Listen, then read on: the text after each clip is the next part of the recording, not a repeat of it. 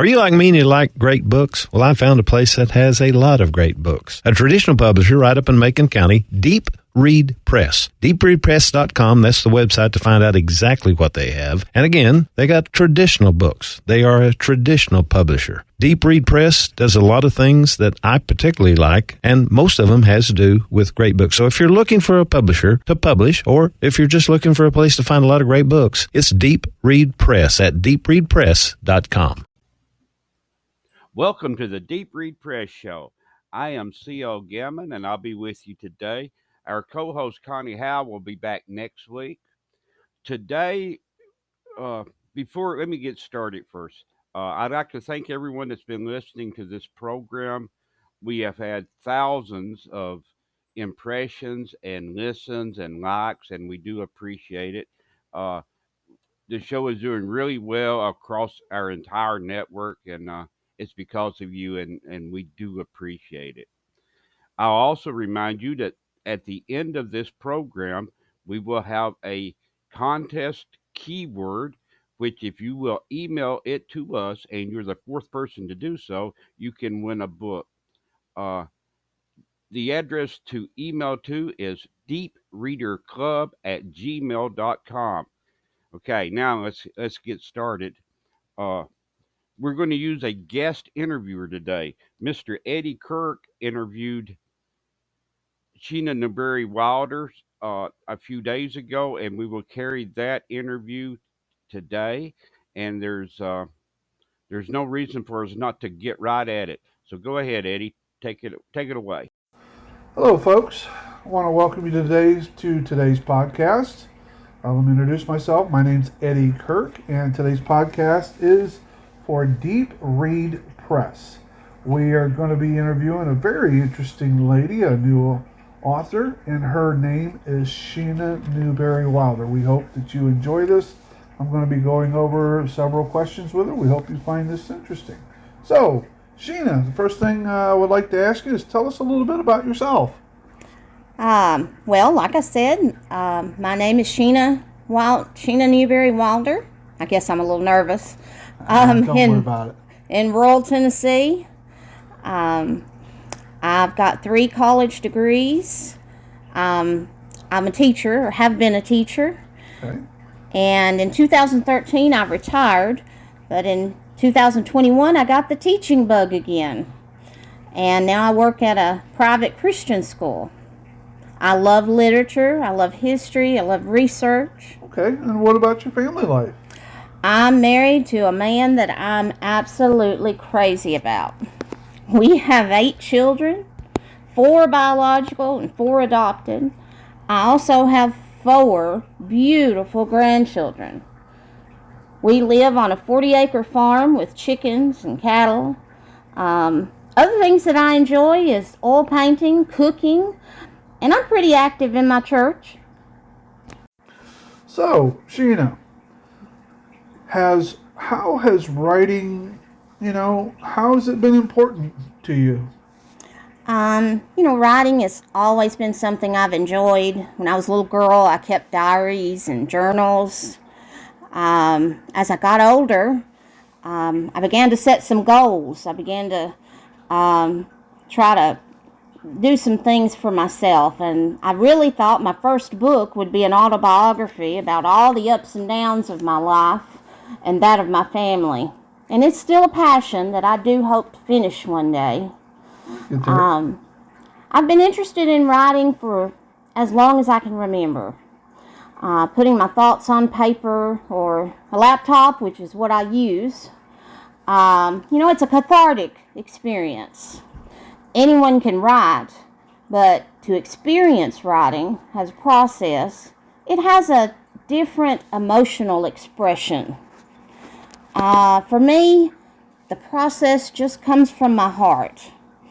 It's an expression of describing who I am to myself, and even though I have published works about historical figures and family members, I think everybody's got a story that needs to be told. So I heard, or I believe, you've done your first book Davy Crockett. So, tell us, what finally made you take the leap to write your book? Well, my book is Davy Crockett, The Fabric of a Tennessee Hero. I wrote this a few years ago, but my introduction to serious writing happened at a chance meeting on Facebook. Oh, really? Tell us about it. I met this person who would soon become my publisher. For Christmas, a few years back, I wrote a fairy tale book about my adult daughters and their families. I met Mr. C.L. Gammon at a coffee shop. He previewed my fairy tale books and called it charming. The moment he said my books were charming, I was hooked. It sounds trite, but just hearing the word charming, it gave me great confidence. Mr. Gammon would ultimately become my mentor for serious writing. He has the patience of Job. The fairy tale books were never published, but were received with tears and great joy that Christmas. A lot of my insecurities melted, and a feeling of confidence became exhilarating for me. And I've learned that it was okay to be proud of my accomplishments. Well, that would definitely make you very proud of those accomplishments, Shena. So, I guess you got into a little bit of controversy about the second book. On a personal level, you mind sharing with us about it? Yes, so true.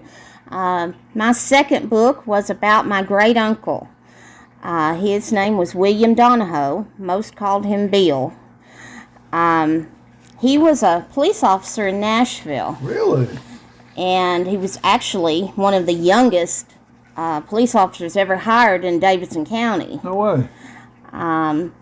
He worked with World War II, in World War II. And what I basically just shared and organized all of the public records that were historical events about my great uncle's life. The name of the book, Wild Bill Donahoe, From Corrupt Cop to Raceway Mogul, it brought out some emotional responses. One of the goals of a writer is to reach the readers on emotional level, to touch the reader in ways that open up the senses of their mind, where every page reads as the frame of a movie in the reader's mind. And I touched some nerves with this book. Wow, what a story, then having to deal with that.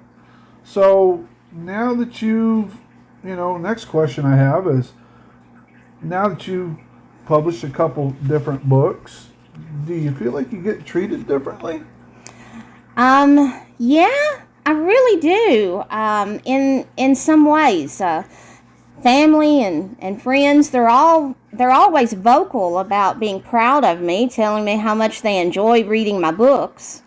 My daddy, I have to tell you this story. My daddy, he even announced to his church that his daughter was a published author.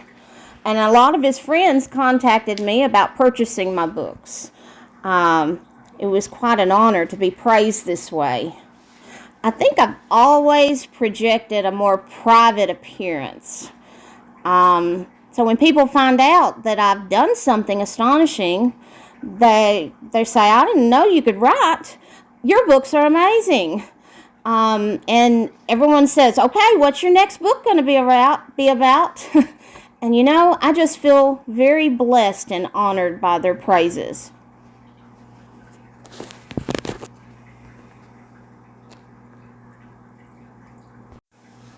Well, now, does the extra attention surprise you at all? It really does. I've always been more comfortable behind the scenes, and being thrust into the spotlight, having book signings and conversations about myself, it's sometimes been uncomfortable. The great thing, again, as I've said, the attention that I've received has been kind, most of it has been kind and generous and very positive. Well, that is hugely gotta feel really good to you, knowing that your daddy has done that. You've got family that's backed you, plus friends. It's really been amazing. So here's kind of an oddball question to you: is signing autographs? What's that make you feel like? You know, it's such a blessing that anyone would want my signature. Before I started writing books, the only time I wrote my signature was maybe on a check leaf or something. It makes me imagine all the possibilities, of what can come from my writing and what can be in my future. Well, it sounds like the best, is yet to come as far as the future. So, all right, give us a sneak peek. What do you think you have down the road for us? Well, I'm excited to say my next book, it's a true book. It's a true story about an infamous murder that happened in 1997 in the small town where I live. There were no arrests, no trials, no justice brought to this young man's family in the last 20 plus years since he was killed. Ooh, how interesting. I think when everything comes out, there will be a lot of people shaking their heads with shock. Well, now, that definitely sounds like a barn burner to come. So, what advice would you want to give to some other young, aspiring authors? Well, I want to encourage these writers to keep the faith. I want them to trust their talent and take the risk. Publishers are not the monsters, and they can't eat you. Good publishers, they'll always be honest and direct. They're usually your biggest cheerleaders. At least that's been my experience so far. They mentor you. They make you the best writer that you can be. It's all a process, and you have to trust the process. In my second book, my great uncle had a motto: never give up and never give in. You can accomplish everything that your heart desires with determination, endurance, and perseverance. It's a great honor to be a part of this publishing company and have people read my books. It's been an honor to be on the show here with you. Well, folks, there you have it. Been interesting. We got to go through several questions to let you get to know the author, Shena Newberry Wilder. We want to thank you for being on the show for the Deep Red Press podcast with the author and myself. And we want to thank you and hope you enjoyed. Thank you. Thanks to Eddie and Shena for that terrific interview. Now, what you've all been waiting for, our contest keyword today is history.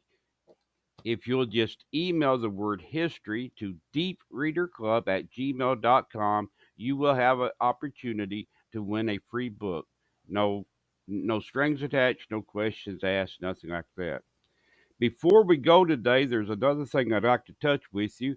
We will soon, here at Deep Read Press, be instituting our give back program. In this program, we will be donating books free of charge to charities in our local area and across the United States. Stay tuned for more information on that, and if you'd like to help out in that, let us know.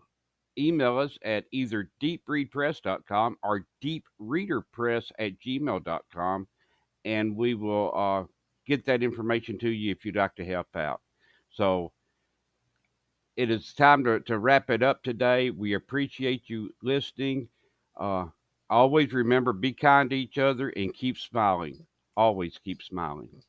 Are you like me and you like great books? Well, I found a place that has a lot of great books. A traditional publisher right up in Macon County, Deep Read Press. DeepReadPress.com, that's the website to find out exactly what they have. And again, they got traditional books. They are a traditional publisher. Deep Read Press does a lot of things that I particularly like, and most of them has to do with great books. So if you're looking for a publisher to publish, or if you're just looking for a place to find a lot of great books, it's Deep Read Press at DeepReadPress.com.